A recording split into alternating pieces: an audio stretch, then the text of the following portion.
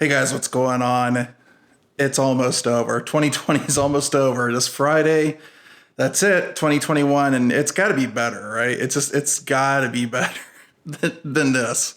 I mean, I completely understand why everybody else is going a little bit. I've watched YouTubers go publicly kind of like a little bit cuckoo, and I'm no exception to that.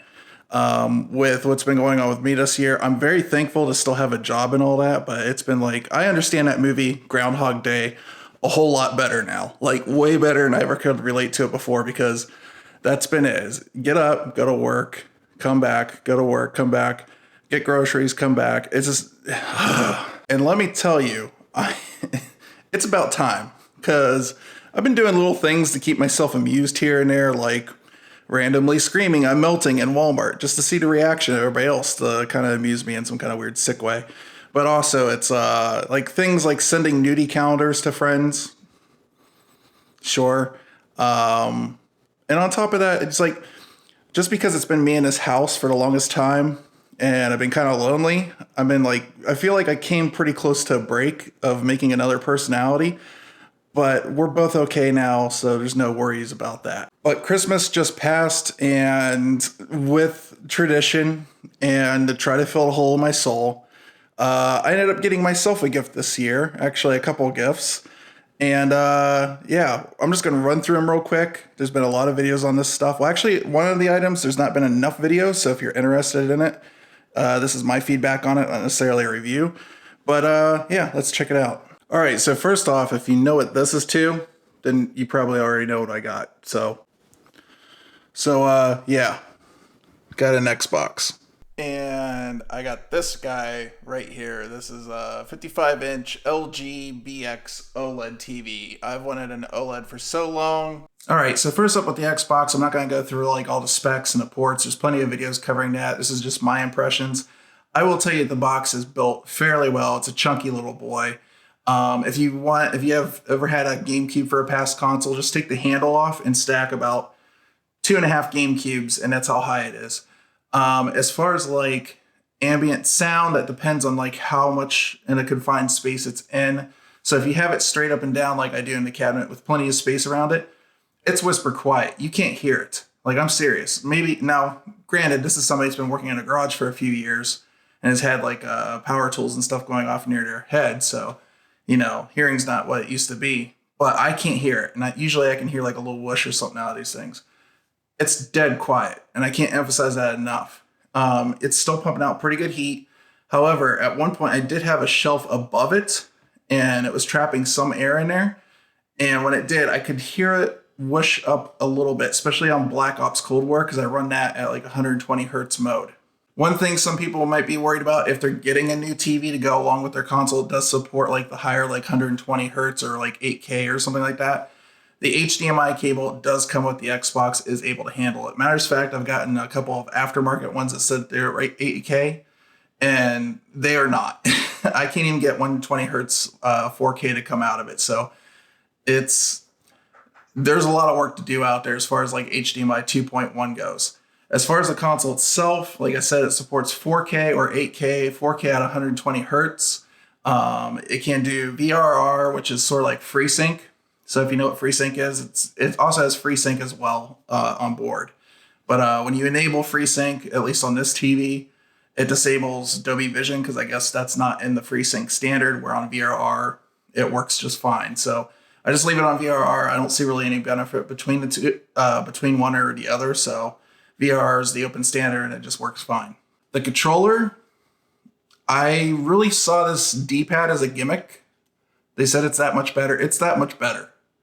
The D-pad's awesome. As far as the sticks go, it's mostly the same. It's a little bit more comfortable, I think, overall, because where this was before, my fingers were kind of like sitting knuckles right on the triggers. Now they kind of sit like mid-finger on the triggers, and just like got that little padding there so it doesn't like get into the joint and hurt. I am an arthritis sufferer. I have gout. So when that builds up, sometimes it's a little bit painful to be on that particular area. They've added like a lot better grip than on the version 2 of the Xbox One controller. So it's a little bit better grip. And then there's grip on the triggers and on the bottom part of the bumper now. But, oh, and they added a share button as well. It's USB-C. And so if you're going to get a play and charge kit for this, make sure you get one that has the USB-C cable, because they still actually have some of the older Xbox One play and charge kits. The battery pack itself will work fine, but you end up getting a micro USB, and it's not going to work for charging this. So that's one thing to keep in mind. The share button's pretty cool, but a lot of times I can just tell my personal assistant to record that for the Xbox, and that works perfectly fine too. So this isn't something like I really needed that much. The other thing is it seems like they've lowered the rumble just a tad bit in this. And it does seem like the batteries in this last a little bit longer than they did in the original Xbox One controller. So for whatever that's worth, some people just don't like the really harsh rumble on the older controllers, so they did lessen it quite a bit. As far as the UI goes, it's exactly the same as what's been on the Xbox One for a while. They've been making small refinements to the Xbox One as they do that, or they do refinements to the Series X, I should say. They've been carrying a lot of that stuff over to the existing One console, so I was already aware of it and how it worked and stuff. There are some things different in there, like things that this supports, for instance, like 120 hertz and all that. That's in the menus where it's not there. There's a dynamic background option that when you're in the home screen, it has like a little animation that is not available on the One series of consoles. All right, so I ended up getting a LG BX OLED, and I was originally had my mind set on a CX. So let me explain what happened.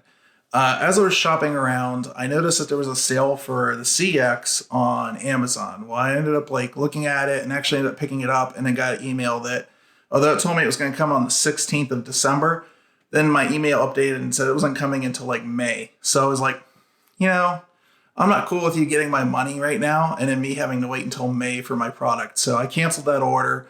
I ended up looking around, and I found out about these guys actually through a couple of YouTube videos I'd watched earlier. And it turns out that this is like the budget, or what they considered a budget version. It's really honestly only $100 cheaper. You do lose some features for it. But what I was concerned with is this being a lesser quality OLED panel. And in some ways, it is, but not really. So let me explain. When I go shopping for a TV, I tend to usually I want to see what the picture looks like, right? And so I want to go in there and play with it, have the remote, actually set it to a color adjustment that I'm going to use instead of that vivid crap that they always have on, because that's not really realistic to look at. I mean, I know a lot of people watch TV on that, but it always immediately kills my eyes as soon as I watch it for an hour or so. So with this guy right here, what I did is I went to Best Buy, took a look at these, and they had the CX and the BX right next to each other, both the 55 inches, which is the size I was looking for anyways. Because once you go up to 65, you pay a lot more. And so for me, 55, that's fine. So I looked at them, and I messed around with the color settings and all that. And really, honestly, as far as color saturation, all that stuff, HDR and all that, they're mostly the same. The thing you can tell with the CX is that panel is ever so slightly brighter. So I wanted to see how much brighter. I went and set the OLED light, which is like setting the backlight on your LCD, to 100% on both of them. And then I started turning down the CX to see where it would land when the brightness was similar to what was on the BX. This whole BX CX thing, just too much for me right now. Anyways, it landed on 92% or 92. So where this is at 100 on this is similar to 92 on the CX. So that gives you your answer there. As far as other things that kind of take away, the CX has a very nice aluminum base stand, but it extends pretty far out. And I actually have my router over here, and I have a couple of things like a HDMI switch I'm going to put here. I have my RetroPie sitting right there. So having the BX have a shorter stand, which is plastic, doesn't matter to me whatsoever. I don't really care if it's aluminum or plastic. This thing's actually built still pretty well. And actually, from what I could tell, this stand's easier to put in than the aluminum one is. There's a weight or something that goes in the back. So, So this actually, the fact that this stand takes up less space is actually a selling point for me compared to the CX. As far as speakers, all that goes, the actual layout of this entire thing, it is pretty much 1-to-1. If you looked at the sides of this, the back of the base and everything, you can't tell much of a difference between the BX and the CX. This is the main giveaway right here. Other than that, still same 40-watt speakers with the 20-watt sub in it, all that stuff. Still supports 4K, 120 hertz, has HDMI 2.1 standards. Difference being is it only has two HDMI 2.0 and two HDMI 2.1 flush on the back. So if you're going to wall mount this and you want that 2.1, probably not a good idea unless you can find a 2.1 certified right angle connector for this TV. Otherwise, you're going to have a hard time or have to space it out quite a bit from the wall. For me, I always have my TVs on a stand just like this, so it wasn't a big deal. Also, didn't really need the four 2.1 ports, but it is convenient to have them on the side. I will say that much. So kind of a boon on that. The other thing, there's a slightly slower processor in this compared to the CX. When you're going through the UI, you can tell this kind of stutters and chugs every once in a while where the CX doesn't. But that wasn't really a big deal to me either. So I was perfectly fine with that. You lose some features like their AI Brightness Pro and their like AI Sound Pro. But honestly, I couldn't tell a difference in the store. And I thought the sound on this was good enough. I was really kind of sold on the idea of getting a sound bar as well with this. But after hearing this, I got to tell you, like, I'm not even joking. And I'm probably also not surprised because I will tell you that this TV right here runs for $1,300. It's an expensive TV. This is my treat to myself this year on top of the Xbox. So, you know, it's not like I'm balling all the time, but when normally the CX is about $100 more. So with the features on the CX, if you really want to, go ahead and get the CX if you got the space, or especially if you're going to wall mount it and stuff like that. But for me, at the time that I was getting this, the CX that they did have in some of the stores and stuff, because the supply was getting so low, was actually up into like the $1,700, $1,800 range. And I just wasn't willing to pay that like extra premium to get my hands on a CX over a BX. So we got the BX. As far as like HDR modes it supports HDR 10, 10 plus, HLG HDR, which is sort of like a European standard. As far as I know, it doesn't support the Technicolor standard, which I still don't think is out yet. And it does support Dolby Vision, which is really great because that's something a lot of Samsung models don't support. And that was one of the boons against Samsung. Because I think, honestly, Dolby Vision with its standards is probably right now the one that should probably maybe take center stage, because Dolby Vision, this gets in the whole thing, actually supports 12-bit color. So it's a little bit more future-proof as compared to the other HDR standards out there. The thing that's surprising about this is it has Dolby Atmos built into it. Now, I've had good experience with really good like LG soundbars and stuff, especially in certain rooms. This room's a little tricky because it's got a slanted ceiling, but in like those perfectly like square rooms, I've definitely heard it where it's like projected the sound up on the ceiling and thrown it behind your back so you can actually hear like that full immersive 3D. I think Dolby Atmos headphone works really well, but like Atmos headphone, I guess is what it's called. But Atmos can be hit and miss. On this, what it sounds like is instead of it being like being able to throw it all the way behind you, it instead sounds like an expanded stereo. So like when I'm playing something like this, I can kind of pick up on footsteps that are coming from way over here, could be coming behind me or something like that. And still, like when something's directly behind you, you know it because you get that really expanded stereo sound, but on both speakers. So it's, you pick up on it. Now, that depends on your environment as well. I have this kind of like in a corner, so maybe it's bouncing off these walls here. So maybe that's why it's doing it that way. I don't know. Atmos is kind of one of those things that's tricky. You got to play with to get that just sound just right. So hooking up the Xbox is really easy. It goes right into game mode, detects it. However, this TV has a little bit of a known issue here that's a little bit weird. So when you set it into game mode, like the default game mode where it detects it as a console, it goes to 422 chroma. Now, if you're somebody that wants the full 444, it is capable, but you have to put this in PC mode. You can still stick it into game mode, which will give it a low latency. If you're a gamer, this does have 120 hertz mode. The only thing I know of so far that supports it is Devil May Cry 5. They've re-released that at 120. There's also a Call of Duty Cold War, is more like a 90 FPS game. And if you don't have a display it'll do 120 hertz, but not like a variable refresh rate, it'll look a little weird. Thankfully, this does have variable refresh rate on it. So it smooths out quite a bit and it's pretty nice. The other thing I will say is that So 3 to 2.1 ports in the back. This is the only ports that you'll get this in. And that is 120 hertz mode for 4K, which does work in here. I use it in Call of Duty Cold War. It really honestly gets about 90 FPS. And then some other games like Dirt will get a little bit closer to that 120, and Devil May Cry 5, which they re-released for these consoles. Now, the only problem with that is a lot of these games don't really quite hit the 120, but thankfully this TV does support VRR, which is variable refresh rate, which is an open standard for 2.1, which allows it to have the console tell it when it's drawing a new frame, and then it will draw a whole new image instead of it just like throwing 120 frames every time, even though the console's only throwing out like 90 at the time. So you get this like weird screen tearing effect, but with VRR on, you do get a nice like smooth kind of motion. So like in Call of Duty Cold War, I tend to get about like 90 FPS, like 80, 90 FPS in there.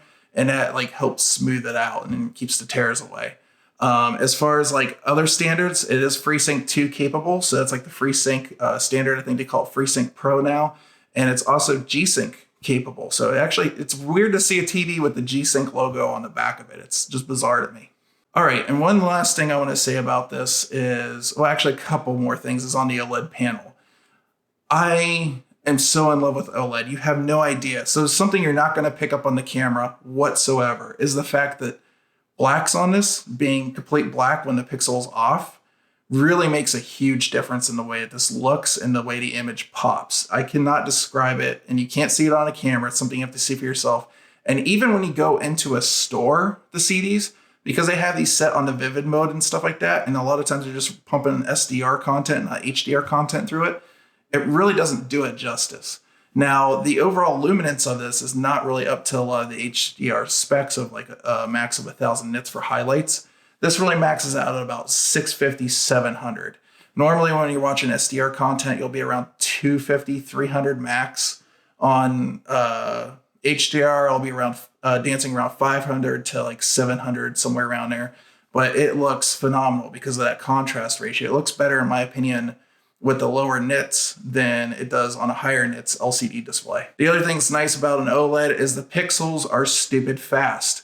This is the closest experience to going back to CRT as far as like the instantaneous response time that I was used to out of those compared to LCD. LCD always felt slow. My real world test for this has always been Sonic the Hedgehog, going through the world really quick.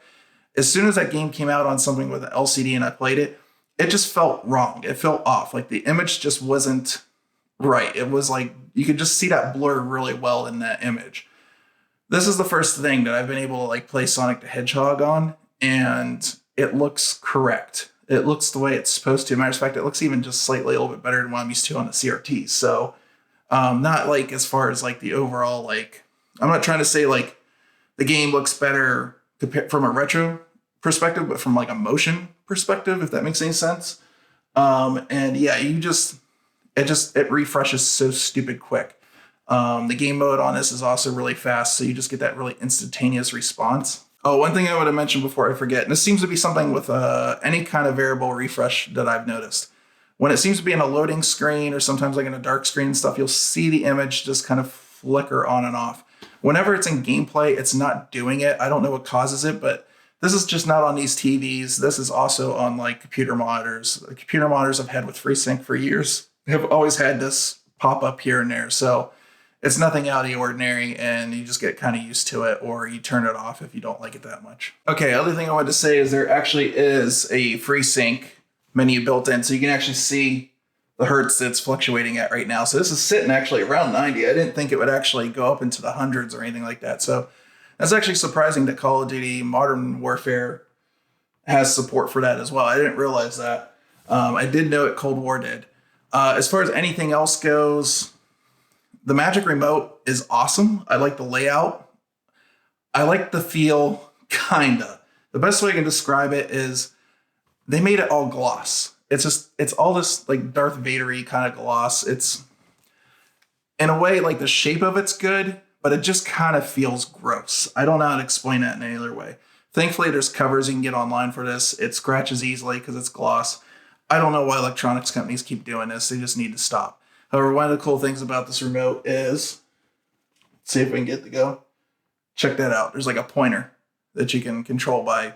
It's kind of like a Wiimote, so that's pretty neat. But it's really nice. Got a microphone built in, so if you just like want to like look up content that way or whatever, there's like Google Assistant on here. There's also Alexa on here, so it is capable with that if you want to use it. And then the last feature that I didn't mention, and it's kind of nice because this, like I said, it sounds so good on here. So if you're one of those weird minimalists like me, this is capable of Bluetoothing into your phone as a Bluetooth speaker with the screen off, which is cool. So overall, what I have to say about this is I am stupid impressed with OLED. I don't see myself being able to go back. I'm kind of spoiled now, to be honest with you. And I'm really happy with my purchase. I mean, it really feels like a gamer TV. If you're thinking about getting one of these and you do play in an inherently bright room, I mean, it's doable with one of these, but the image on this is going to be a little bit darker than some of the higher end like LCDs out there, especially like the newer like micro LEDs that are coming out and stuff like that.